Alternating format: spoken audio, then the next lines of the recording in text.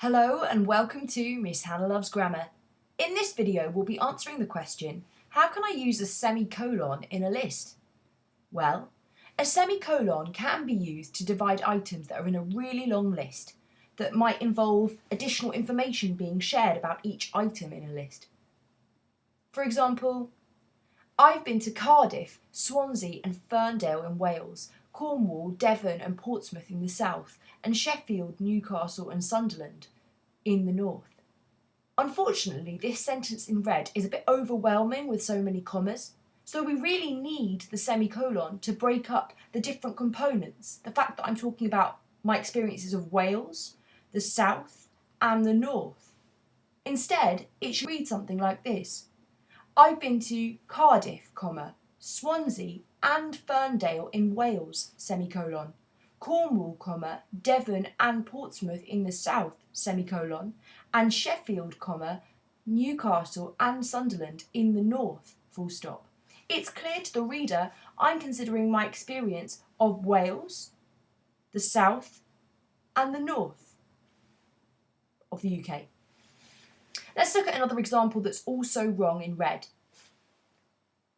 You should wear jumpers, cardigans and coats, trousers, skirts and not shorts. Some of the few outfits you can wear all year round, semicolon, or a jumpsuit.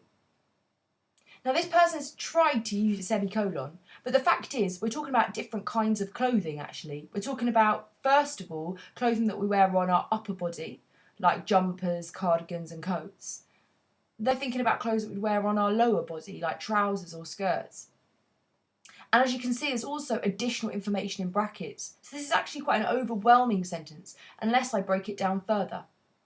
So let's try it again, but this time in green, we've got the demarcation of the different types of item. You should wear jumpers, cardigans and coats, semicolon. This is breaking up the fact that we're talking about upper body wear that keeps us warm. Trousers, skirts and not shorts. Some of the few outfits you can wear all year round, brackets closed, semicolon, or a jumpsuit. The thing I realise more than anything with semicolons in a list is that without it, a long list with lots of information is completely confusing and in many ways pointless.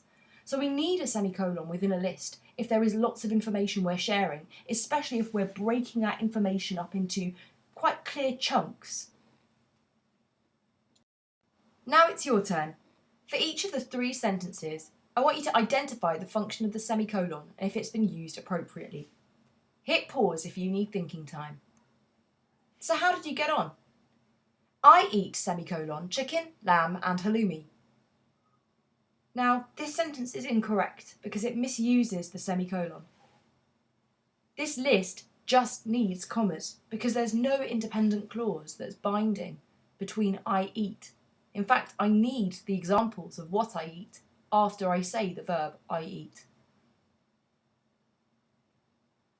The director of the production is delighted to be joined by Dr. Stephen Stans, a researcher for this play from Warwick University, semicolon, Professor Joe Sanders, contemporary of the playwright, semicolon, and Dame Sheila Maddens, who first starred in the original 1951 production.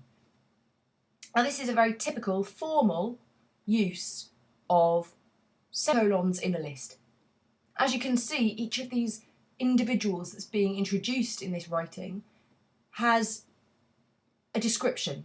That additional information would be confusing if it was all just listed with commas. So we need the semicolon to break off each individual so we know what information links to Dr. Stephen Stans, to Professor Joe Sanders and to Dame Sheila Maddens. So it's absolutely correct. And as I've already said, the additional information about each person in the list is shared with commas, hence why we need that breakdown with semicolons for each person. Finally, popcorn, sweets and fizzy drinks from the cinema, fish and chips from the pub, semicolon, and vegetables from the market stall. Now this is a more simple use of the semicolon in a list, just breaking up the different items based on where I'd find them. So fundamentally, the use of a semicolon in a list is to make it more manageable when you're getting lots of additional information about individual items or things that are bound together. Why not subscribe to Miss Hannah Loves Grammar for all things English, literary and grammatical?